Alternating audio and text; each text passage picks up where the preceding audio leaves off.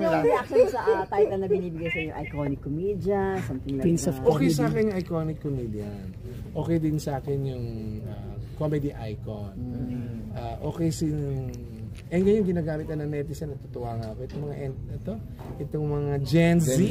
Yung kasamahan ko mga Gen Z. Di ba? Pareho ko. Hindi, kitawag din sa akin, the GOAT. So sabi ko, una akala ko kambing ako. Pero after a while, nagandahan ako. Nakita ko yung kinit sinulat eh. So wow, salamat. Okay na yun. Kaya kasi natatag ako as di ba?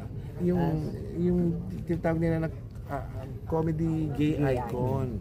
Nilalagyan pa ng gay wala pa. Yun na nga kasi sabi ko, masyadong nalilimit naman because I do comedy na lalaki, I do drama also na lalaki. In fact, gusto ko nga ma-stress na mga awards ko hindi sa pagiging gay actor. Ibig sabihin yung gay role.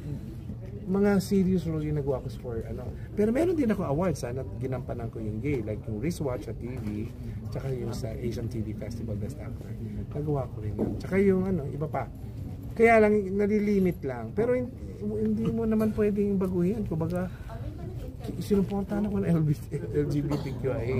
Kanya-kanyang na lang. Para sa kanila, icon nila ako. Di fine. I mean, salamat. Kasi malaki naman ang naitulong nila sa kanila.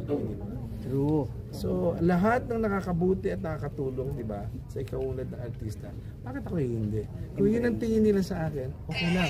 Basta masaya sila. Okay, thank you, Kuya D.